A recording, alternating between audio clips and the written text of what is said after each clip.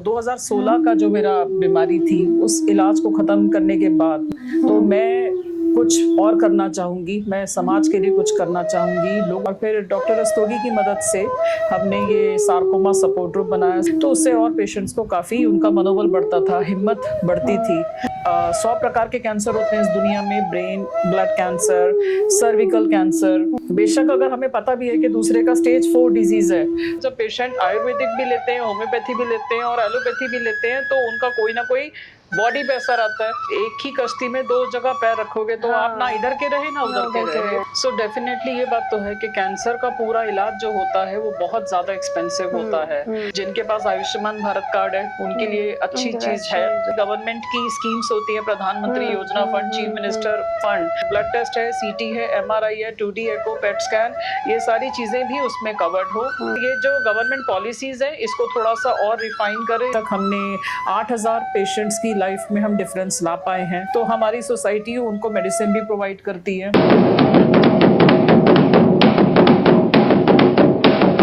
नमस्कार, भारत मेरे साथ यूट्यूब चैनल पे आप सभी का स्वागत है। ये है नारी शक्ति का एक और एपिसोड जो हम आपके सामने लेके आए हैं। नारी शक्ति में हमेशा कुछ ऐसी पर्सनालिटीज़ हमारे सामने आती हैं जो अपने आप में बहुत स्ट्रॉन्ग है, सेल्फ मोटिवेटेड रहती हैं और बहुत सारे ऐसे कार्य करती हैं जो समाज के लिए बहुत अच्छे होते हैं और समाज को किसी वे में कंट्रीब्यूट करती हैं। तो आज हमारे साथ हैं एक और गेस्ट, राशि कपूर जी, जो एक कैंसर सर्वाइवर भी है और इनकी एक सोसाइटी है, सचिन सार्कोमा सोसाइटी, जिसकी वो प्रेसिडेंट भी हैं। तो first of all Rashi ji, most welcome on our show and I am very happy to be with you here. और हम लोग काफ़ी टाइम से प्लान कर रहे थे आपसे मिलने का। तो कैसी है आपकी जर्नी? आप अपने हिसाब से कुछ अपने बारे में कहना चाहे सबसे पहले। थैंक यू सुरभि जी ये अपॉर्चुनिटी देने के लिए। मैं कैंसर सर्वाइवर हूँ और पहले मैं अगर शुरुआत करूँ तो मैं एक मैथमेटिक्स की टीचर रह चुकी हूँ। मुझे 12 साल का टीचिंग प्रोफेशन में रह चुकी हूँ। 12 साल मैंने दिल्ली के कई स्कूल्स में पढ़ाया है और 2012 में मुझे पहला कैंसर डायग्नोज हुआ। इसका नाम था मोलर प्रेगनेंसी। और इसका इलाज मेरा एम्स में चला, मेरे 6 साइकिल्स कीमोथेरेपी के चले और फिर ये इलाज खत्म होने के बाद 2016 में मुझे दूसरा कैंसर हुआ जो पहले कैंसर से पूरी तरह से अलग था। इसका नाम साइनोवियल सार्कोमा था और फिर मेरे लिए बड़ा डेवास्टेटिंग था, मेरी फैमिली के लिए बड़ा मुश्किल का दौर था, क्योंकि एक कैंसर का इलाज अभी खत्म ही हुआ था और फिर दूसरा बीमारी आई और फिर उसका इलाज शुरू हुआ। तो तब कुछ समझ नहीं आ रहा था कि कैसे लाइफ को डील करें और क्या करें। और फिर मैंने और मेरी फैमिली ने हमने ढूंढने की कोशिश की कौन से डॉक्टर्स को हम दिखा सकते हैं। एम्स में हम गए, डॉक्टर समीर रस्तोगी को दिखाया, फिर हमने अपना इलाज के लिए और डॉक्टर्स से मिले। तो मेरा सर्जरी, कीमोथेरेपी और रेडिएशन हुआ। सर्जरी मेरी टाटा मेमोरियल मुंबई से हुई उस समय 2016 में डॉक्टर आशीष गुलिया से। अपनी जो 2016 का जो मेरा बीमारी थी उस इलाज को ख़त्म करने के बाद मुझको ये एहसास हुआ कि अगर इस बीमारी के बाद भी मैं बच पाती हूँ तो मैं कुछ और करना चाहूँगी, मैं समाज के लिए कुछ करना चाहूँगी, लोगों की मदद करना चाहूँगी। जो सपोर्ट मुझे मेरे टाइम पर नहीं मिल पाया, फैमिली का तो बहुत सपोर्ट था, मेरे डॉक्टर्स का भी बहुत सपोर्ट था, मुझे बहुत अच्छे डॉक्टर्स मिले, लेकिन एक कम्युनिटी को, एक सपोर्ट को मैं मिस करती थी। मुझे लगता था कि किसी से मैं अपने मन की बात कह सकूं और शेयर कर सकूं। और फिर मैंने सोचा कि हम एक लोगों की मदद करें और फिर डॉक्टर रस्तोगी की मदद से हमने ये सार्कोमा सपोर्ट ग्रुप बनाया, सचिन सार्कोमा सोसाइटी, जिसमें मेरी मुलाकात और कई लोगों से हुई जो खुद सार्कोमा के या तो पेशेंट्स रह चुके थे या तो केयर गिवर्स थे और हमने मिलकर ये सार्कोमा सपोर्ट ग्रुप बनाया।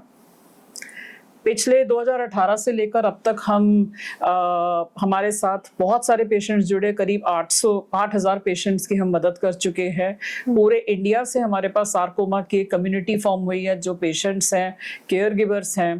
पेशेंट्स हमारे पास बंगाल से, बांग्लादेश से, नेपाल से, ऑस्ट्रेलिया से, कई कंट्रीज से हमारे पास पेशेंट्स हैं।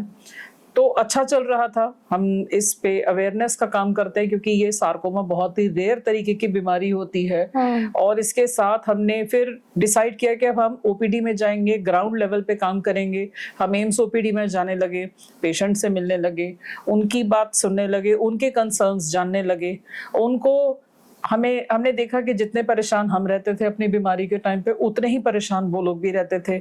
उनको भी मेंटल हेल्थ इश्यूज होते थे, एंजाइटी होती थी, स्ट्रेस होता था, डिप्रेशन होता था। तो फिर जाके हम उनकी काउंसलिंग करते थे। किसी पेशेंट का अगर कीमोथेरेपी चल रहा होता था तो वो डिप्रेस्ड होते थे कि हमारे बाल चले जाएंगे। लेकिन जब हम बताते थे कि हमारा भी कीमोथेरेपी हुआ, हमारे भी बाल चले गए, बट ये एक टेम्पररी फेज है, बाल दोबारा वापस आ जाएंगे, तो उससे और पेशेंट्स को काफी उनका मनोबल बढ़ता था, हिम्मत बढ़ती थी। उनको लगता था कि हमारा भी ट्रीटमेंट खत्म हो सकता है, हम भी बैक टू लाइफ आ सकते हैं। तो इस तरीके से हमने काम करने शुरू किए। धीरे धीरे धीरे धीरे धीरे जैसे जैसे हम इस काम में आते गए, हमने इस काम के बारे में, हमें पहले इसकी कोई जानकारी नहीं थी, एनजीओ क्या होता है, कैसे चलाते हैं, कोई हमारी उस तरीके की बैकग्राउंड नहीं थी। जितने भी हम लोग थे, बस हम सबके दिल में एक बात थी कि हम जो सरवाइव किया है हमको गिव इट बैक करना है, हमें लोगों की मदद करना है। ये जो बीमारी सार्कोमा बहुत रेयर बीमारी है, जो मतलब 100 प्रकार के कैंसर होते हैं इस दुनिया में, brain, blood cancer, cervical cancer, breast cancer जैसे आजकल बहुत पॉपुलर है, टीवी के में इसके बारे में बातचीत होती है, न्यूज़पेपर में बातचीत होती है, पर सार्कोमा किसी को पता नहीं होता जब तक किसी को हो नहीं जाता। तो हमने फिर ये डिसाइड किया कि हम पेशेंट्स को गाइड करेंगे, अवेयरनेस फैलाएंगे, एजुकेट करेंगे, उनको समझाएंगे कि सार्कोमा क्या होता है, सार्कोमा स्पेशलिस्ट क्या होते हैं, पेशेंट्स को किनके पास जाना चाहिए, क्या एक नॉर्मल ऑन्कोलॉजिस्ट के पास जाना चाहिए, सार्कोमा के स्पेशलिस्ट के पास जाना चाहिए। थोड़ा इसके बारे में हमने भी पढ़ने की कोशिश की, रिसर्च करने की कोशिश की। पेशेंट्स का अगर कीमोथेरेपी चल रहा होता है तो क्या चीजें हैं जो वो कर सकते हैं, नहीं कर सकते हैं, डूज एंड डोंट्स कर सकते हैं। तो ये चीजें हमने करने की कोशिश की और हमने एक व्हाट्सएप का ग्रुप बनाया जो कि बहुत हेट्रोजीनियस है। सारे के सारे पेशेंट्स हमारे पास इस ग्रुप में आते हैं। और अगर रात के 11 बजे भी कोई पेशेंट हमें बोलता है कि हमें मान लीजिए ब्लड की जरूरत है या हम बहुत सिक है, इमरजेंसी सिचुएशन है, तो हम उस समय भी उनका कॉल लेते हैं, बात करते हैं और डॉक्टर तक उनका मैसेज पहुंचाते हैं ताकि पेशेंट को टाइमली ट्रीटमेंट मिले और उसको जो भी बेस्ट पॉसिबल हम हेल्प कर सकते हैं वो हम करें। तो हम लोगों ने बेसिकली अभी तो सार्कोमा को थोड़ा सा टच किया है, बट बेसिकली हम जिस दौर में इस समय पे है, जिस पीरियड ऑफ टाइम में हम लोग चल रहे हैं, उस समय में कैंसर जो है सबसे ज़्यादा फैल रहा है सबके शरीर में, अलग अलग वेज में, अलग अलग ऑर्गन्स में। और बहुत हम हर दिन सुनते हैं कि हर चौथा आदमी को कैंसर है, इसको कैंसर है, इसको कैंसर है। सो पहले कैंसर एक बीमारी के तौर पर मैं समझना चाहूँगी आपसे, क्योंकि आप ग्राउंड लेवल पे इतना ज़्यादा काम करते हैं।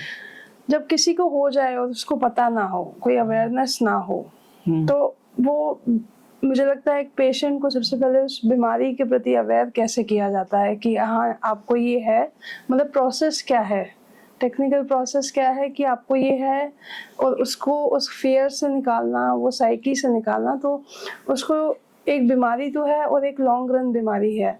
सो उसको कैसे समझाया जाए, उसको उससे इंट्रोड्यूस कैसे कराया जाता है, what is the best procedure? एक बहुत इम्पोर्टेंट बात होती है कि कैंसर जैसे आजकल की लाइफस्टाइल में बहुत बढ़ता जा रहा है। मतलब कुछ कैंसर्स ऐसे होते हैं जो लाइफस्टाइल रिलेटेड होते हैं, कुछ कैंसर्स होते हैं जो जेनेटिक होते हैं, मतलब परिवार में किसी को कैंसर रहा तो वो फैमिली में पास ऑन होता चला जा रहा है। कुछ कैंसर ऐसे होते हैं कि किसी को कोई बेकार आदतें नहीं है, कोई स्मोकिंग, ड्रिंकिंग, किसी तरह की आदतें नहीं है जैसे कि मेरी, और लेकिन फिर भी कैंसर हो गया। परिवार में किसी को कैंसर नहीं हुआ कभी भी, मतलब मेरे पेरेंट्स के साइड में किसी को कैंसर नहीं हुआ, पर मुझे ही 2 बार कैंसर हो गया। मेरे कोई स्मोकिंग, ड्रिंकिंग ऐसी कोई आदतें नहीं थी। तो ऑफ कोर्स जब इस तरीके का होता है तो पेशेंट बहुत इमोशनली और मेंटली डिस्ट्रेस में जाता है, क्योंकि आपको लगता है कि भाई, और आप इसको कर्मात से भी जोड़ते हो कि भाई हमारे साथ ऐसा क्यों हुआ, हमने क्या बुरे कर्म किए जो हमारे साथ ऐसा हुआ, क्या हमने कुछ गलत किसी का किया नहीं और फिर भी हमारे साथ बुरा हुआ। तो वो जो वाई मी होता है वो डील करना बड़ा मुश्किल हो जाता है। तो ये इम्पॉर्टेंट है इस बात को समझना कि अगर आपके शरीर में अगर कोई लक्षण है, आपको लग रहा है कोई एबनॉर्मेलिटी है, कहीं पे कोई, जैसे सार्कोमा की अगर मैं बात करूं, क्योंकि वो एक रेयर तरीके का कैंसर है, कि अगर आपके शरीर में कोई भी कहीं आपको लंप दिख रहा है, कोई बम्प दिख रहा है, कुछ ऐसा आपको कहीं डिस्कम्फर्ट हो रहा है, कोई भी और भी कैंसर की बात करो, आपको ज्यादा खांसी हो रही है, फीवर बहुत हो रहा है, उल्टियां, कॉन्स्टिपेशन, डायरिया, कोई चीज अगर आपको लंबे समय तक एबनॉर्मेलिटी हो रही है तो उसको इग्नोर नहीं करना चाहिए, उसको बराबर किसी डॉक्टर के पास जाना चाहिए, डॉक्टर से इवैल्यूएट करवाना चाहिए। बहुत सारे लोग डॉक्टर्स के पास जाने से भी डरते हैं, उनको लगता है अरे हम गए और कहीं डॉक्टर ने कुछ बता दिया, तो वो डर में ही नहीं जाते। बट इसमें एक पर्सपेक्टिव मैं ये देना चाहूंगी कि अगर कोई तकलीफ है, कोई प्रॉब्लम है, तो इट इज बेटर कि एक मन में डर में जीने से बेहतर कि आप डॉक्टर के पास जाएं, प्रॉपर इवैल्यूएशन करवाएं, और अगर कोई तकलीफ आई भी है, कोई बीमारी आई भी है, तो वो जितनी जल्दी डायग्नोज होगी तभी उसका इलाज बहुत अच्छा होगा। So cancer is curable only when it is detected at an early stage. पर फिर भी इंडिया में ऐसा होता है कि बहुत सारे पेशेंट्स को कई बार बीमारी फैल भी गई होती है लेकिन फिर भी कोई सिम्टम नहीं होता। अब वो फिर एक एक्सट्रीम केसेस हैं, क्योंकि अगर पेशेंट को कोई प्रॉब्लम ही नहीं हो रही तो फिर वो डॉक्टर के पास किस बात के लिए जाएगा। बट हाँ, इस बात का अवेयरनेस होना बहुत जरूरी है कि अगर हमको कोई प्रॉब्लम हुई है या तकलीफ हो रही है तो थोड़ा खुद का अवेयरनेस लेवल बढ़ाएं, एजुकेट करें, राइट सोर्सेस से इंफॉर्मेशन ले। बहुत सारे लोग बस गूगल में पढ़ते रहते हैं और अपनी एंजाइटी बढ़ाते रहते हैं और हर तरह की चीजें लिखी होती हैं, बट हमें पता होना चाहिए कि हमें किस चीज के बारे में किससे इंफॉर्मेशन लेनी है। So taking information from the right person is extremely important, ये मुझे ऐसा लगता है। तो क्योंकि आप ग्राउंड पे काम करते हैं तो एक्सपीरियंसेस डिफरेंट रहते हैं, तो कोई ऐसे पेशेंट जो बहुत डिमोटिवेटेड रहे और आपने किस वे में उनको मोटिवेट किया? कुछ पेशेंट्स आपको जैसे ऐसे मिले होंगे जो काफी डिमोटिवेट हो रहे हैं, रो रहे हैं, या बहुत साइकोलॉजिकली बहुत वीक हैं, तो आप उनको कैसे मोटिवेट करते हैं बहुत तरीके से? जी। सो 2018 से जैसे मैं ओपीडी में जाती हूँ, मंडे और थर्सडे की ओपीडी में मैं जाती हूँ, और वहाँ हर तरीके के पेशेंट्स आते हैं। वो पेशेंट्स जो व्हील चेयर पे आते हैं, वो पेशेंट्स जो वॉकर पे आ रहे हैं, स्टिक पे आ रहे हैं, और वो पेशेंट्स जो इतने फाइनेंशियली स्टेबल नहीं है। तो डिफरेंट लोगों की डिफरेंट प्रॉब्लम्स देखने को मिलती हैं। अगर मैं कहूँ तो मैं जब टीचिंग प्रोफेशन में रही हूँ तो मुझे उतना सीखने को नहीं मिला, लेकिन इस काम में आने के बाद मुझे मेरी जो ग्रोथ हुई है वो बहुत ज्यादा हुई है, क्योंकि बहुत कुछ समझने का मौका मिला, ये जानने का मौका मिला कि हम कभी कभी अपनी लाइफ में जो नॉर्मल लोग होते हैं वो एक छोटी छोटी बातों से बहुत परेशान हो जाते हैं, दुखी हो जाते हैं, पर किसी को अगर थोड़ा सा भी ज्यादा तकलीफ हो रही है तो आई थिंक उन्हें हॉस्पिटल जाना चाहिए, वहां लोगों का देखना चाहिए, उनकी बातें सुनना चाहिए कि उनकी लाइफ में क्या क्या इश्यूज हैं, स्ट्रगल्स हैं, प्रॉब्लम्स से वो गुजर रहे हैं और कैसे वो अपनी लाइफ से आगे डील करने की कोशिश करते हैं। सबसे पहले तो मैं देखती हूँ कि जब कुछ पेशेंट्स आते हैं वो इतने डिमोटिवेटेड होते हैं, ऑफ कोर्स, क्योंकि कोई हैप्पी सिचुएशन नहीं है कि आप हॉस्पिटल में आ रहे हो, आपको डॉक्टर से मिलना पड़ रहा है, और एक बार नहीं, आपको बार बार आना पड़ेगा। आप बस आ जाओ डॉक्टर के पास तो फिर आपको ये स्कैन, वो स्कैन, फिर आपका डायग्नोसिस आना चाहिए, फिर आपको पेट सीटी करवाना है, कहाँ से करवाना है, डॉक्टर के पास कैसे जाना है, तो हजार तरीके के इश्यूज होते हैं। इमोशनली जैसे पेशेंट्स डिस्टर्ब होते हैं, बहुत एंजाइटी होती है, स्ट्रेस होता है, तो उसके लिए हम ये करते हैं कि हम पेशेंट से मिलते हैं, बात करते हैं, सबसे पहले उनकी बात सुनते हैं।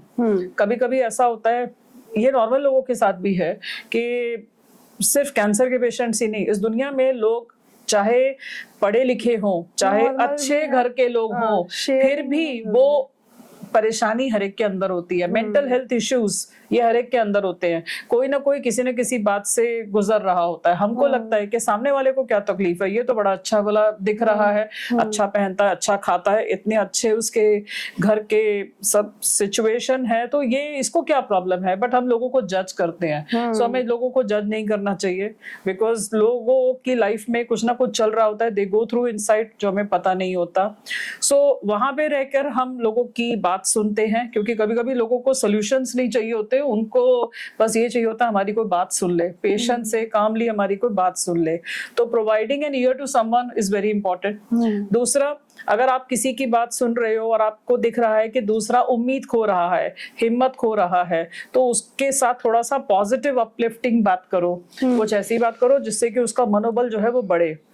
ऐसे मत बात करो, बेशक अगर हमें पता भी है कि दूसरे का स्टेज 4 डिजीज है, हमें पता है कि शायद वो इंसान का सर्वाइवल उतना नहीं हो सकता, लेकिन कम से कम हम बात तो अच्छी कर सकते हैं, ऐसा तो बोल सकते हैं जिससे कि इंसान का मनोबल बढ़े। ऐसा ना हो कि मतलब अगर उसकी जिंदगी तो भगवान के हाथ में, वो किसी को भी नहीं पता है, लेकिन अगर हम इस तरह से बात करेंगे तो वो और ज्यादा डिप्रेस हो जाएगा। तो काउंसलिंग ठीक से करना ये बहुत इम्पोर्टेंट है। मैं वैसे मतलब प्रोफेशनली काउंसलर नहीं हूँ, मैंने कोई काउंसलिंग की पढ़ाई नहीं करी, लेकिन क्योंकि मैं थोड़ा टीचिंग बैकग्राउंड से रही हूँ तो बात सुनना ये मुझे अच्छा लगता है, और लोगों की बात को समझना और एम्पैथी रखना ये बहुत इम्पोर्टेंट है। अपने आप को दूसरे के कटघरे में रखना बहुत जरूरी है कि अगर हम उसकी जगह पे होते तो शायद हम भी ऐसे ही सोचते। उसको वो मॉरल सपोर्ट देना बहुत जरूरी है। ये कुछ चीजें हैं, और जब हम अपना भी एक्सपीरियंसेस शेयर करते हैं तो उससे भी पेशेंट्स को काफी ज्यादा हिम्मत मिलती है। सो 2023 में like I lost my own leg and I underwent amputation. सो जब इस तरीके के पेशेंट्स ओपीडी में आते हैं और जब वो देखते हैं कि हाँ this is not the end of life, someone can live life with dignity and someone can do things well in life, तो इससे और लोग भी इंस्पायर होते हैं।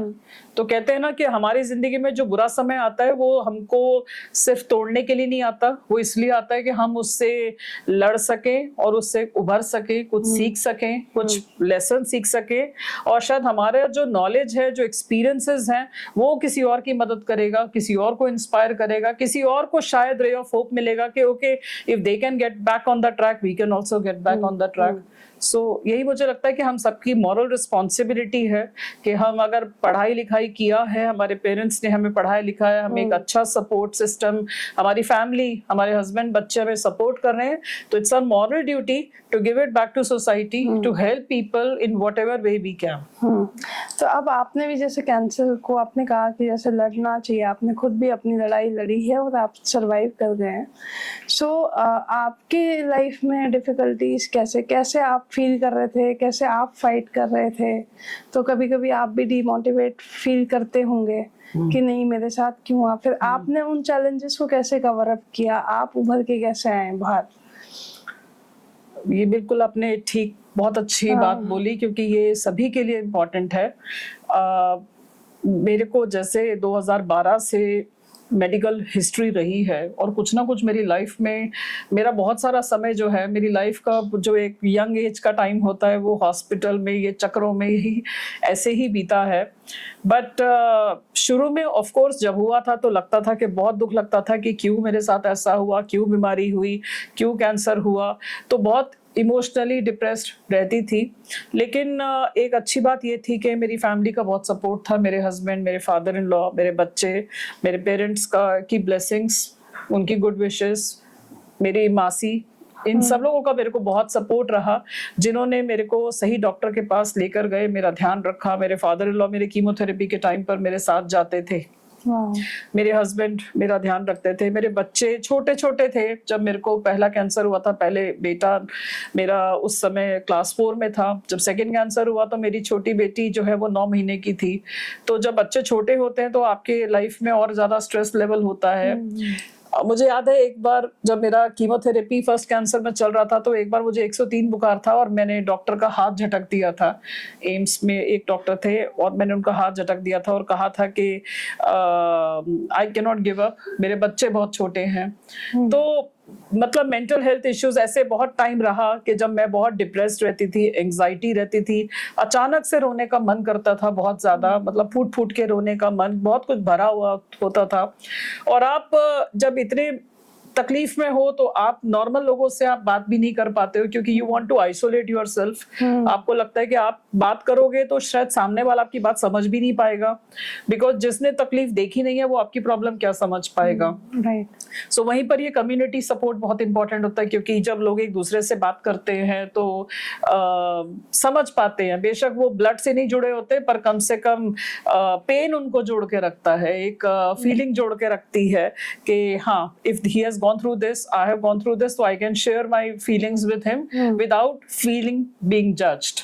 तो ये सब चीजें बहुत इंपॉर्टेंट रखती हैं।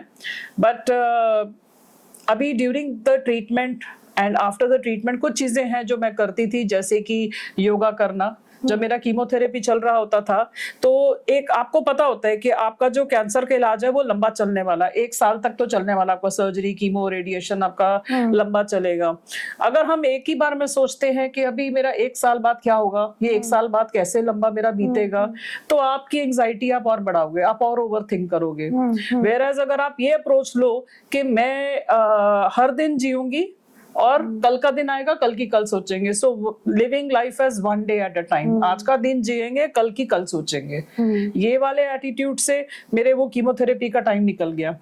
जो 3 महीने, जब कहते हैं कि अगर जिसने लाइफ में कीमोथेरेपी ले ली तो वो लाइफ में कुछ भी झेल सकता है, क्योंकि वो बहुत टॉक्सिक होती है। आपका हेड, आपको बहुत सारे साइड इफेक्ट्स होते हैं, आपके मूड स्विंग्स होते हैं, इरिटेबिलिटी होती है, खाना नहीं खाया जाता, आप कहीं बाहर घूमने नहीं जा सकते, कुछ आपको प्रिकॉशंस लेने होते हैं, आप भीड़ में नहीं जा सकते, आप अपने हाथ पैरों की बहुत सफाई आपको रखनी पड़ती है।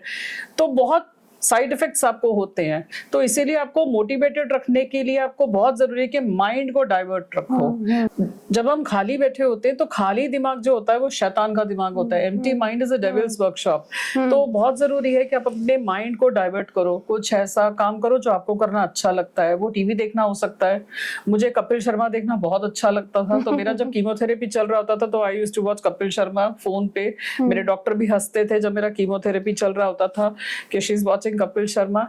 किताबें पढ़ना, मैं वैसे वोरेशियस रीडर नहीं हूँ क्योंकि हमेशा साइंस स्टूडेंट रही हूँ, तो पढ़ाई में ही हमेशा सिर्फ कभी बाहर नहीं आ पाई। बट ये टाइम में एक अच्छी बात ये हुई कि मैंने कुछ कुछ किताबें पढ़ना शुरू किया। Now I love to read books, I love to talk about things, I love to write, और ये सब मुझे अच्छा इस दौरान लगना शुरू हुआ। थर्ड थिंग, अगर आपको बहुत नेगेटिव इमोशंस आ रहे हैं और आपको लगता है किससे बात करें, क्योंकि बात करेंगे तो पता नहीं दूसरा इंसान भी किसी और से बात करेगा और आपकी बात वायरल ही हो जाएगी। तो इट्स इम्पोर्टेंट कि आप एक डायरी लें और डायरी में अपने इमोशंस लिखें। तो venting out your emotions, journaling your thoughts is extremely important, है ना। एंड fourth thing कि you have to surround yourself with people who bring out the best in you and not the stress in you। ऐसे कुछ लोग होते हैं, वो आपके नेबर्स में होंगे, आपके परिवार में होंगे, आपके दूर के रिलेशनशिप्स में होंगे, जो आपको बोलेंगे अच्छा तुम्हें कैंसर हुआ, जरूर तुम्हारे कोई बुरे कर्मों का नतीजा है। वो आपको और डिमोटिवेट करेंगे और आपको ऐसा लगेगा कि मैंने इनसे बात क्यों करी। तो जहां पे भी आपको लग रहा है कि कहीं पे नेगेटिविटी है या कोई नेगेटिव बात कर रहा है, तो स्टे अवे फ्रॉम देम। जितना दूरी आप मेंटेन रखेंगे उतना आप अपनी पीस पे काम करेंगे, अपनी मेंटल हेल्थ का ध्यान रखेंगे, और इसमें कुछ गलत बात नहीं है। अपनी प्रायोरिटाइज करना बहुत इंपॉर्टेंट है कि for me my mental health is more important, for me my peace of mind is more important. So if anyone is talking negative, okay, let them stay away. I need to take care of my self. तो और ये कुछ चीजें, अगर जैसे जो patients walk कर पाते हैं तो वॉक करना बहुत थेरापेटिक होता है। बाहर जाना, पेड़ पौधों को देखना, चर्पिंग ऑफ बर्ड सुनना, नेचर के जितने क्लोज आप रहते हो उतना आपको ये थेरापेटिक फीलिंग आती है। आपको लगता है कि हाँ आप हील कर सकते हो और आपको अच्छा लगता है। तो ये कुछ चीजें हैं। और मैंने अपनी बीमारी के टाइम पे मैंने जो है गार्डनिंग, मैंने एक शौक डेवलप किया था, तो मुझे बड़ा अच्छा लगता था। गार्डनिंग से मुझे उस टाइम पे बहुत कुछ सीखने को मिला। जब एक पौधे का ध्यान रखो और उसका फूल आता था तो मुझे लगता था कि हाँ पेशेंस की बात है, कि ये एक टाइम है, एक बुरा समय है मेरी लाइफ में, अभी मेरा ट्रीटमेंट चल रहा है, पर कहते हैं कि हर बुरे समय का भी एक दिन बुरा समय आता है। तो ये वक्त भी बीत जाएगा। जैसे सर्दियों में रातें कितनी भी लंबी क्यों ना हो, रात तो बीतती ही है, सुबह आती ही है। तो ये मुझे एक फीलिंग आती थी कि ठीक है, जैसे हर पौधे का अपना एक समय आता है, हर पौधा अपने टाइम पर अपने फूल देता है। रोज का टाइम कुछ और होता है, विंटर्स में आता है, और जो पिटूनिया होता है वो गर्मियों में खिलता है। हर एक का अपना एक समय आएगा, मेरा भी एक समय आएगा when I will be well. So अपने आप से पॉजिटिव बात करना बहुत जरूरी है। हमको बचपन से हमारे माता पिता सिखाते हैं दूसरों से प्यार से बात करो, दूसरों की इज्जत करो, दूसरों से अच्छी बातें करो। ये सब बहुत अच्छी बातें हैं, लेकिन बहुत कम लोग, क्योंकि शायद उतनी अवेयरनेस नहीं होती, और बहुत अच्छे संस्कार पेरेंट्स देते हैं अपने बच्चों को, मुझे भी बहुत अच्छे मिले हैं, बट ये बात को समझना बहुत जरूरी है कि खुद से अच्छी बातें करो, खुद को बोलो, चाहे बेशक बुरा समय चल रहा है, चाहे बेशक बीमारी है, चाहे बेशक आप बहुत तकलीफ में हो, पर अपने आप से बोलो कि मेरी हेल्थ परफेक्ट है, आज मेरा टाइम जैसा भी है, I will bounce back, I will get back to normal, है ना, दिस टू शैल पास। ये कुछ कोट्स हैं जो जहां बैठते हैं वहां पे आप कुछ पॉजिटिव एफर्मेशन ऐसे पोस्ट-इट्स लगा सकते हैं, ताकि आप रोज उनको पढ़ो और आपको जो है हिम्मत रखो। हाँ। और इसके साथ सबसे इंपॉर्टेंट बात जो मैं बताना चाहूंगी, जो लोग स्पिरिचुअलिटी में बिलीव करते हैं, भगवान पे भरोसा रखते हैं, या अगर ये वीडियो अगर और भी रिलीजियंस के लोग देख रहे हैं, जो भी आप फेथ को फॉलो करते हैं, उस पे जब आप भरोसा रखते हैं और उस ऊपर वाले पे सरेंडर करते हैं कि जाना हम सबको है, 2-4 दिन आगे 2-4 दिन पीछे, ऐसा है, लेकिन जितने भी दिन हम हैं, तो कहते हैं ना, मरने से पहले नहीं मरेंगे, जब जाना होगा उसी दिन जाएंगे, और जब तक जिएंगे ऐसा जिएंगे कि मतलब we are enjoying our life to the fullest. So जो लाइफ दी है, ये बहुत शुक्र की बात है कि हमें जिंदगी मिली है। जब तक हमें जीने के लिए हमें लाइफ मिली है, हमें अपने परिवार के साथ, अपने बच्चों के साथ, अपने काम में खुशी ढूंढनी चाहिए, and we should live life to the fullest. देखिए यही नारी शक्ति है जिनके पास हम लोग हमेशा आते हैं। तो मैं थोड़ा सा इसको अब और मेडिकली मोल्ड करना चाहूंगी कि आजकल सोशल मीडिया अगर आप खोलते हैं तो कैंसर को लेके बहुत सारे ऐसे क्लेम्स हैं जो है भी कि नहीं है, वो अभी कंफ्यूजन है। जैसे आयुर्वेद लोग जो फॉलो कर रहे हैं इस समय पे, वो डाइट को लेके DIP डाइट और बहुत सारी डाइट्स, फिर कोई कहता है ब्रेड से होता है, कोई कहता है आप वेगन हो जाइए, डेयरी प्रोडक्ट्स मत लीजिए। सो जो ईटिंग हैबिट्स हैं और जो मतलब आपका लाइफस्टाइल, जैसे आपने कहा कुछ कैंसर लाइफस्टाइल से हो जाते हैं, उसमें eating is part of lifestyle only, diet is part of that only. तो बहुत सारे क्लेम्स हैं कि अगर आप ये करेंगे तो कैंसर मुक्त हो जाएंगे। तो एडवर्टीजमेंट्स बहुत ज्यादा है। अब वो एडवर्टीजमेंट्स में कितने फैक्ट्स है कितने नहीं है, क्योंकि आप ग्राउंड पे काम करते हैं। बहुत सारे लोग एलोपैथी के अगेंस्ट बात करते हैं, बहुत सारे लोग कहते हैं आयुर्वेद ही एक सही चीज है। इससे हो क्या रहा है कि जो कैंसर के पेशेंट्स हैं वो कहीं ना कहीं कंफ्यूज हो रहे हैं कि हमें किस डायरेक्शन में जाना है। सो ये कंफ्यूजन आप कैसे दूर कर सकते हैं छोटे आंसर में? सो OPD में भी जब मैं जाती हूँ तो बहुत सारे पेशेंट्स का बहुत कॉमन कंसर्न है कि हम एलोपैथी नहीं लेना चाहते। वन, फाइनेंशियली उनके कंस्ट्रेंट्स होते हैं, दूसरा उनको लगता है कि ये फर्क करेगा नहीं करेगा। हमने औरों से सुना है कि कोई बंगाली बाबा का चूरन खा लें तो हम ठीक हो जाएंगे, हम धर्मशाला चले जाएं, हम वहाँ की कोई जड़ी बूटी कुछ ले ले तो ठीक हो जाएंगे, हम ये गौमूत्र पी लें तो ठीक हो जाएंगे।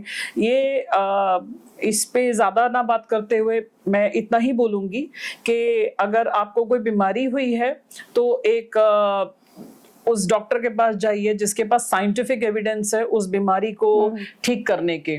मतलब अगर आप कैंसर के स्पेशलिस्ट के पास जाते हैं तो आपकी बीमारी के कुछ रिसर्च पेपर्स पब्लिश हुए होंगे, जो उनको नॉलेज, उन्होंने पढ़ाई करी है, उसमें उन्होंने सीखा है कि ये दवा देंगे तो इतने % लोगों में इतना रिस्पॉन्स आता है।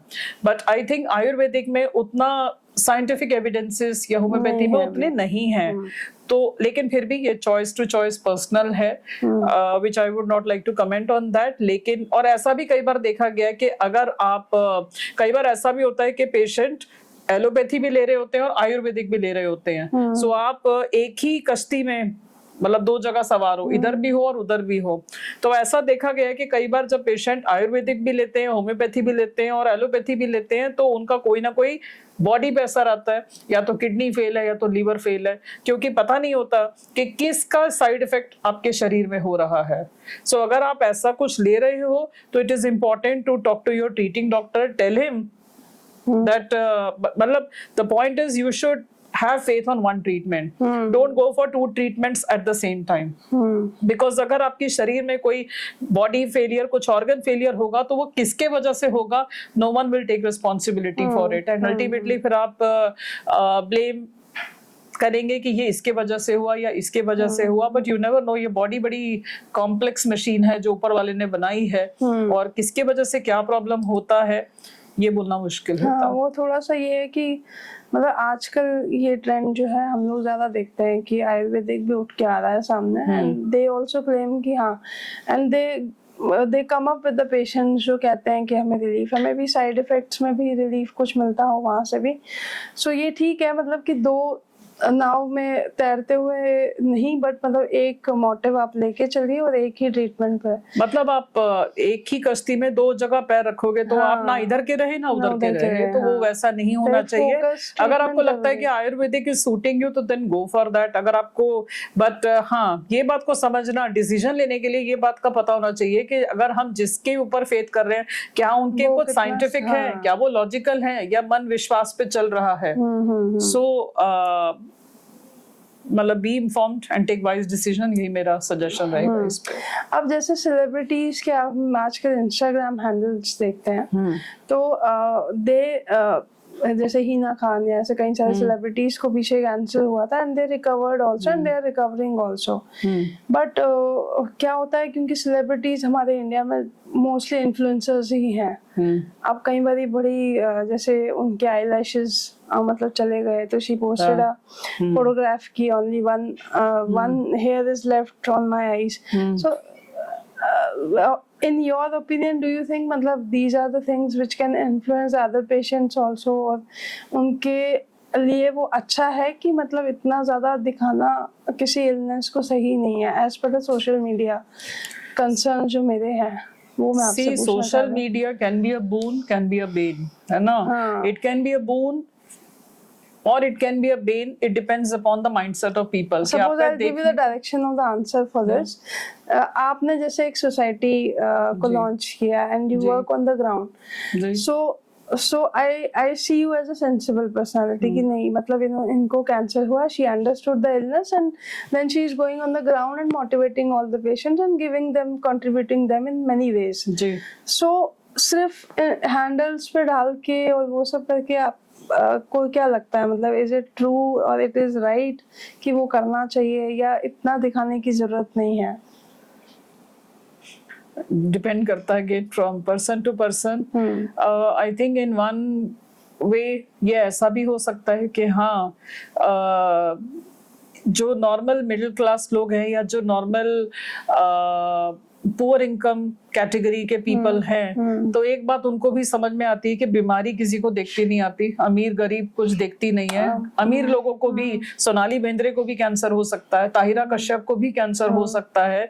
तो ये सोचना कि हाँ ये सिर्फ मतलब जो लो इनकम लोग हैं उनको बीमारी हो रही है, ऐसा है, ऐसा नहीं है। दूसरी बात ये भी है कि जैसे कुछ लोग जो ठीक हो जाते हैं, वो चाहे सेलिब्रिटी हो, तो वो चाहे नॉर्मल लोग हों। आप अगर अपनी, जैसे युवराज सिंह है, युवराज सिंह से बड़ा एग्जांपल कोई है नहीं, मुझे नहीं लगता कि someone who was a cricketer, someone who was very young and he was diagnosed with cancer, he completed his treatment, he went through bad times, है ना, but then he did not give up, he bounced back, he came back to the field and he played with the, other colleagues and he made the nation proud. So Yuvraj Singh is definitely best example, definitely the best example for all the people. मतलब मेरे भी time पर अगर मेरे को याद है कुछ लोगों का, तो Yuvraj Singh was an inspiration कि he did not give up. तो ऐसे कुछ लोग, जैसे कई लोग, कितने लोग बोलते हैं, मेजर डीपी सिंह है, ही लॉस्ट हिज लेग, लेकिन उन्होंने अपने हॉकी की फील्ड में कितना नाम रोशन कर दिया।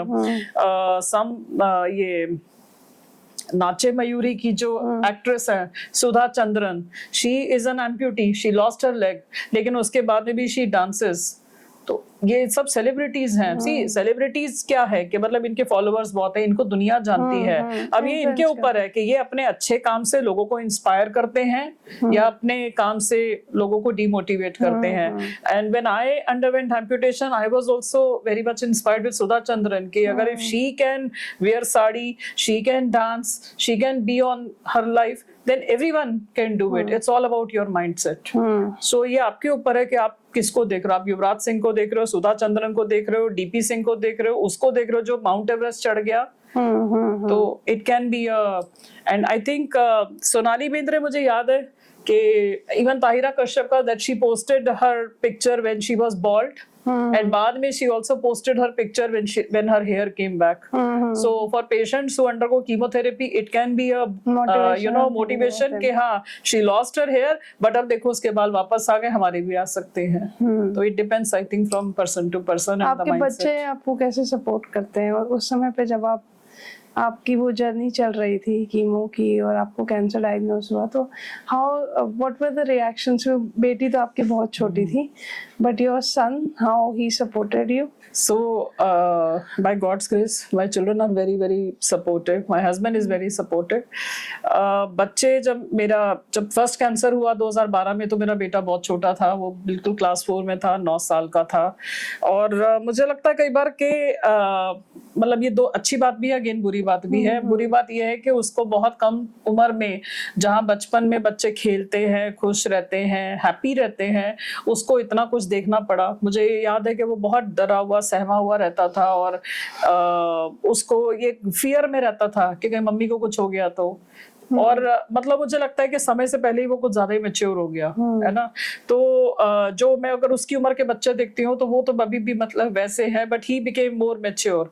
बट एक पॉजिटिव बात ये है जो मैंने अपने टाइम में नोटिस की कि he became more responsible, he became more empathetic. He saw me fighting through this and he became more empathetic towards others. अगर आज कोई और उसको दिखता है कि कोई और प्रॉब्लम में है तो he goes।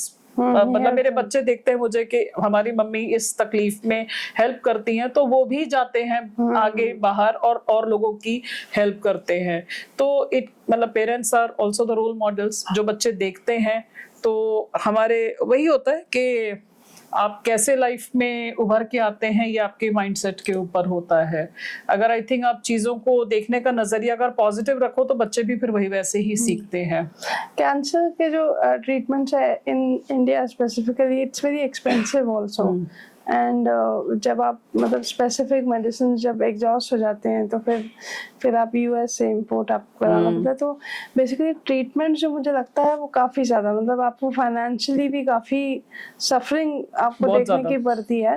तो इसके मतलब आपको क्या लगता है कि क्या कुछ पॉलिसीज़ कुछ होनी चाहिए, गवर्नमेंट की तरफ से कुछ इनिशिएटिव होने चाहिए जो कैंसर जैसी बीमारी का या कोई भी ऐसी लंबी लॉन्ग इलनेस है उसका कुछ ऐसा सोल्यूशन हो कि जो मतलब बिलो पॉवर्टी लाइन वाले लोग भी हैं वो भी उस ट्रीटमेंट के थ्रू जा सके, उनको भी प्रॉपर ट्रीटमेंट मिले। तो आपकी सोसाइटी ऐसा कुछ काम कर रही है या फिर आप ऐसा कैसे सोचते हैं इस विजन से?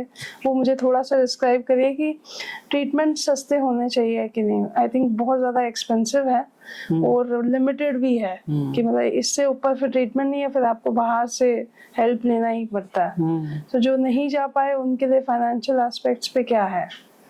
सो डेफिनेटली ये बात तो है कि कैंसर का पूरा इलाज जो होता है वो बहुत ज़्यादा एक्सपेंसिव होता है। चाहे आप सर्जरी करवाते हो, अगर आपके कोई इम्प्लांट्स हैं तो वो बहुत एक्सपेंसिव होते हैं। आपका कीमोथेरेपी प्राइवेट हॉस्पिटल में होता है तो वो बहुत एक्सपेंसिव होता है। मेरा ही कीमोथेरेपी मैक्स हॉस्पिटल से चला था और हर साइकिल के बहुत बहुत पैसे लगते थे। मेरा जब सर्जरी हुआ टाटा मेमोरियल मुंबई में तो तब भी मेरे इवन जब मेरा जो पूरा स्टे का कॉस्ट आया वो बहुत ज़्यादा आया। रेडिएशन होता है वो बहुत एक्सपेंसिव होता है। सो सिर्फ चाहे कोई रिच हो चाहे मिडिल क्लास हो, for any person I think taking this treatment can be very very much financially draining. So बहुत ज़रूरी है कि आपके पास प्रॉपर हेल्थ इंश्योरेंस हो, आपके पास आपको पता हो चीजों के बारे में। जिनके पास आयुष्मान भारत कार्ड है उनके लिए अच्छी चीज है। और इस बात की अवेयरनेस भी, बहुत सारी गवर्नमेंट की स्कीम्स होती है, प्रधानमंत्री योजना फंड, चीफ मिनिस्टर फंड। अब ये फंड्स होते हैं, लेकिन ग्राउंड लेवल पे बात ये है कि पेशेंट्स को पता ही नहीं होता कि ये कौन से फंड्स हैं, क्या सुविधा है जो उनके लिए अवेलेबल है, क्या प्रोसीजर है। उसमें भी कुछ मतलब रेस्ट्रिक्शंस है, जैसे मतलब दे see you as a how financially you are well or something. There is some restriction in the government policies also. तो वो funds में, वो schemes में भी कुछ restrictions है। तो मुझे लगता है with patients I think ये restrictions off कर देने चाहिए अगर आप funds दे सकते हैं, क्योंकि एक अमीर आदमी भी easily इसमें financially इतना weak हो जाता है कि बहुत issues होते हैं। तो आप मतलब एक suggestion के तौर पे, advice के तौर पे क्या कहना चाहेंगे? मेरा ये सजेशन रहेगा कि जैसे आयुष्मान भारत तो चलो एक स्कीम है जो गवर्नमेंट ने लॉन्च करी है, लेकिन आयुष्मान भारत स्कीम के साथ एक बात ये है कि ये उन्हीं पेशेंट्स के लिए है जिनका नंबर 1 कार्ड बना हुआ है, और नंबर 2 जो एडमिट होते हैं सिर्फ उनका ही ट्रीटमेंट, मतलब उनका कैशलेस हो जाता है। अब इसमें क्या होता है कि अगर आपके जैसे ये MRI है, CT स्कैन है, पेट स्कैन है, पेट स्कैन अगर आप बाहर से कराने जाओ, अच्छी जगह से कराने जाओ, बहुत एक्सपेंसिव है। मेरे टाइम पर जब मैंने कराया था 2016 में, राजीव गांधी कैंसर इंस्टीट्यूट से कराया था, उस जमाने में भी वो 25,000 का था। 25,000 for PET scan is a very big amount and this is not covered in Ayushman Bharat. So the important thing is that के government should make reforms, should make policies in a way कि जहाँ पे ये diagnostic scans जो है, blood test है, CT है, MRI है, 2D echo, PET scan, ये सारी चीजें भी उसमें covered हो। और ये जो government policies है इसको थोड़ा सा और refine करें, reforms इसमें लाएं कि ताकि normal person भी इसको जाकर avail कर सके। इंश्योरेंस की जो पॉलिसीज है, सो गवर्नमेंट ये कर सकती है कि ये जो डायग्नोस्टिक स्कैन्स हैं इसको भी आयुष्मान भारत के अंदर इंक्लूड करें। और जो गवर्नमेंट पॉलिसीज हैं जैसे प्रधानमंत्री योजना फंड है, चीफ मिनिस्टर फंड है, उसके बारे में ज्यादा से ज्यादा जानकारी पेशेंट्स को होनी चाहिए। उस कवर को बढ़ाना चाहिए। मान लीजिए अगर आपकी पॉलिसी, आपका प्रधानमंत्री योजना फंड अगर 5 लाख रुपए का है तो ये कवर बढ़ाना चाहिए 10 लाख, क्योंकि 5 लाख से कुछ भी होता नहीं है। ये तो इससे तो 2 या 2.5 साइकिल ही कीमोथेरेपी के होंगे अगर आप प्राइवेट से करवाते हो। तो आपको अपना जो कुछ रिफॉर्म्स जो है, मुझे लगता है कि ये ज्यादा पेशेंट फ्रेंडली होना चाहिए। पेशेंट के लिए ऐसे फैसिलिटीज होनी चाहिए जिससे उसको अवेल करना उनके लिए आसान हो, वो इतना टीडियस ना हो। जो पैसा आता है, मान लीजिए हमारे पास कुछ ऐसे पेशेंट्स हैं जिन्होंने सरकार को रीच आउट किया, प्रधानमंत्री योजना फंड उन्होंने अप्लाई किया और उनका पैसा कुछ टाइम के बाद आया, लेकिन वो आने का जो समय है वो भी बहुत टाइम लेता है। वो जल्दी आना चाहिए, क्योंकि जब मरीज को जरूरत है तो ऐसा नहीं होना चाहिए कि it is taking lot of time and patient is suffering because of it. So ये कुछ चीजें हैं।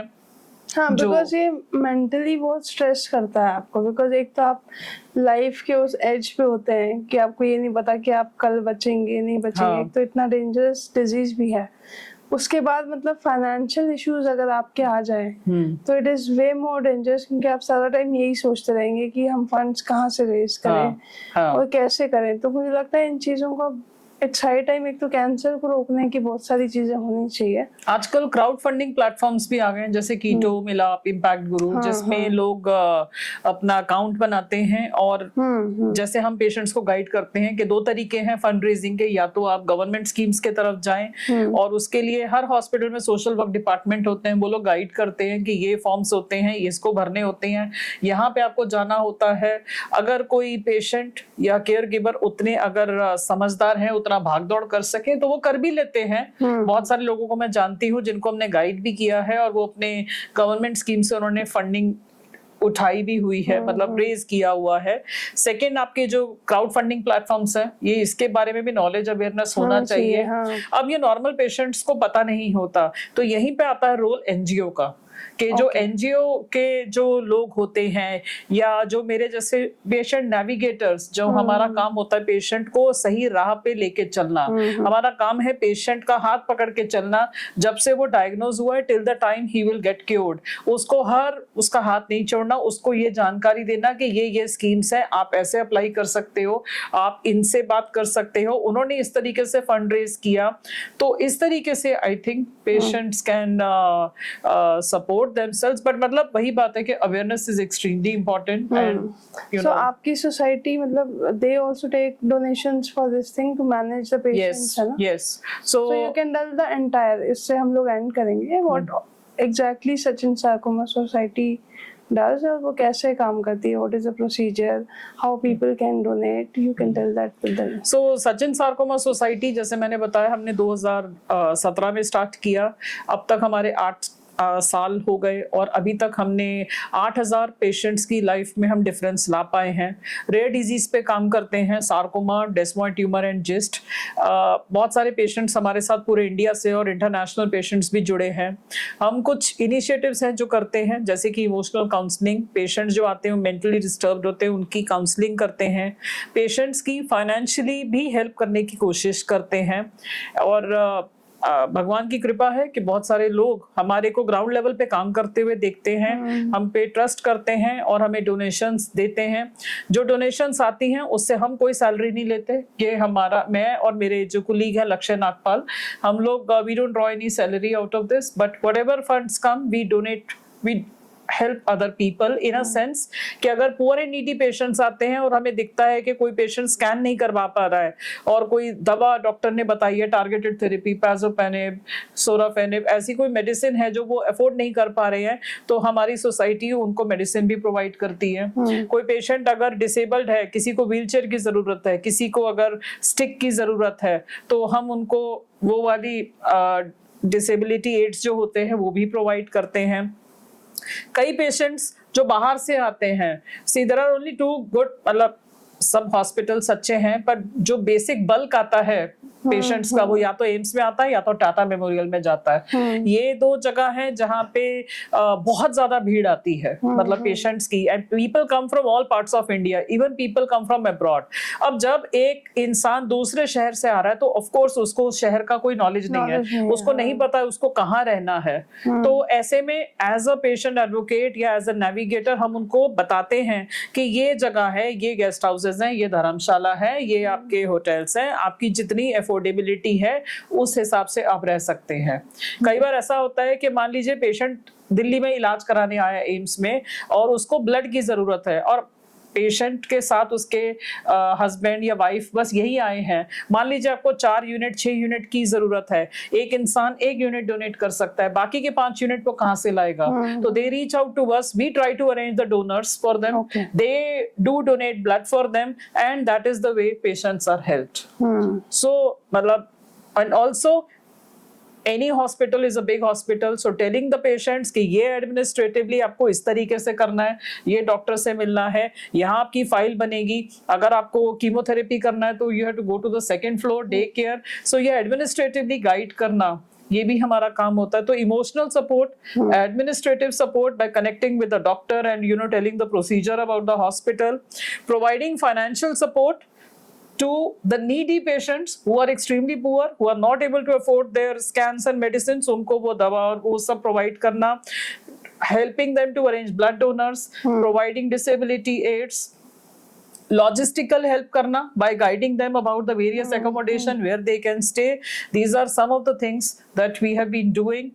एंड इसके साथ हमने एक और बहुत इंपॉर्टेंट इनिशिएटिव स्टार्ट किया कि कुछ पेशेंट्स के पास कई बार अनयूटिलाइज्ड मेडिसिन्स होती हैं और वो मेडिसिन्स उनकी इस्तेमाल नहीं होती। ये तब होती है या तो कोई patient during the treatment if they don't survive तो उनके पास कुछ दवाएं बची होती हैं। So in that case we reach out to the caregivers, we tell them for you it's a wastage now, request you to please give it to us because we go in the OPD, we meet patients, needy patients. तो अगर आपके पास कोई दवा है, pazopanib या sunitinib, that medicine can be given to the other person. So ये हमारा एक इनिशिएटिव बहुत पॉपुलर हुआ, प्रोजेक्ट एफिशिएंसी इसका नाम है।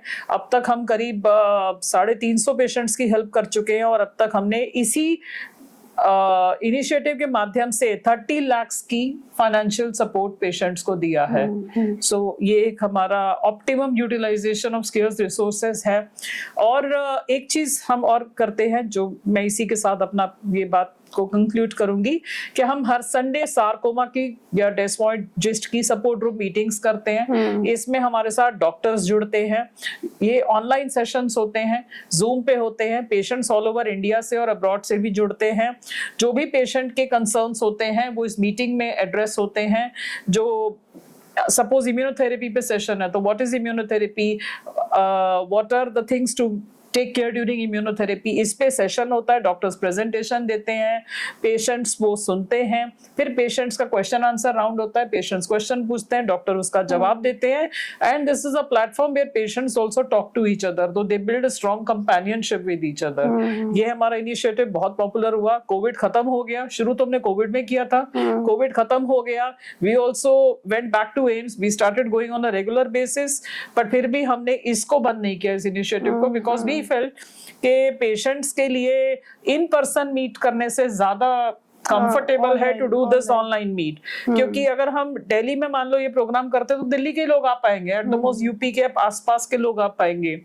बट इस तरीके के प्रोग्राम से ये फायदा है कि people can join from all parts of India and it is very easy, it is sustainable, low cost and it is easily doable. So अब तक हम करीब 254 हर Sunday fix time, every Sunday 4 PM on Zoom we have been doing this meeting, we have been doing this with Trend, and आगे भी हमारी उम्मीद है कि ऐसे ही हम मीटिंग करते रहें, ऐसे पेशेंट से जुड़ते रहें। कोई भी सार्कोमा के और डेस्मोइड के जिस्ट पेशेंट है, हमारी एक वेबसाइट है www.sachinsarcomasociety.org, हमारा हेल्पलाइन नंबर है। हम अपने जो भी हमारे अपडेट्स होते हैं वो हम अपने सोशल मीडिया हैंडल्स पे डालते हैं। सभी हैंडल्स पे हम लोग हैं, Facebook, Twitter, LinkedIn, Instagram, YouTube. और ये जो भी हमारे साथ जुड़ना चाहते हैं वो हमको वेबसाइट पे हमारा ईमेल आईडी दे रखा है, मेरा भी और लक्ष्य नागपाल का भी। वो हमें रीच आउट करते हैं या हमें हेल्पलाइन नंबर पे कॉल करते हैं। हम उनकी प्रॉब्लम कंसर्न को समझने की कोशिश करते हैं, उन्हें कैसे हम हेल्प कर सकते हैं, and then accordingly we add them in the WhatsApp group and then we take them forward. So Sachin, अगर आप भी कैंसर से डील कर रहे हैं तो ये वीडियो देखिए, और राशि जी से आप लोग सभी लोग कांटेक्ट कर सकते हैं, या आपके घर में कोई ऐसा पेशेंट है जिसको कैंसर है, वो मोटिवेटेड फील नहीं कर रहा है, तो ये डायरेक्टली जो है हम लोग के पास अगर कोई क्वेरी ऐसी आती है तो we will definitely share it with you, so that आपकी सोसाइटी उन तक पहुंचे और ऐसे काम करे। क्योंकि कैंसर पे बहुत सारी जो है डिस्कशंस हमने किए और बहुत ही मोटिवेटेड वे में मैम ने हमें आंसर्स दिए हैं। और इसी के साथ मैं इस वीडियो का अंत कहूँगा, यही कहूँगा कि आई थिंक पूरे इंटरव्यू का अगर कंक्लूड किया जाए तो सेल्फ मोटिवेशन सबसे बड़ा मेडिसिन है। आप अपने आप को मोटिवेटेड रखिए, पॉजिटिव रखिए, तो जीवन में हर चीज का सलूशन है। तो हम इस एपिसोड का अंत करते हैं और ऐसे ही कई नारी शक्तियों की पर्सनालिटीज आपके सामने लाते रहेंगे। और भारत मेरे साथ को सब्सक्राइब करना जरूर भूलिएगा नहीं, जरूर करिएगा। Thank you very much. Thank you राशि जी। थैंक यू जी। आप जाते जाते अगर एक मैसेज आप मैम से हम सुनना चाहें हमारी ऑडियंस के लिए specifically. I think it's very important to be motivated. Life में बुरा समय सबकी लाइफ में आता है, किसी के हेल्थ रिलेटेड इश्यूज होते हैं, किसी के फाइनेंशियल स्ट्रगल्स होते हैं। बुरा टाइम हर एक की जिंदगी में आता है, पर अपने आप को ये बात का एहसास दिलाना बहुत ज़रूरी है कि ये एक बुरा समय है, बीत जाएगा। अपनी अवेयरनेस पे काम करें, अपना खुद का एजुकेशन लेवल बढ़ाएं, खुद का मनोबल बढ़ाएं, डॉक्टर्स पे भरोसा रखें, जो इलाज बताएं वो ट्रीटमेंट लें, लेकिन अपने जो अंदर की हिम्मत है, शक्ति है, विल पावर है, उसको कभी मत छोड़ें और होप को कभी मत छोड़ें।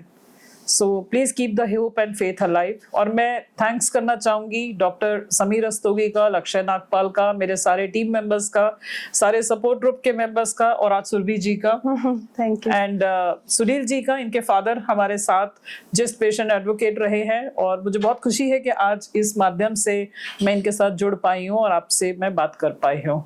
Thank you very much.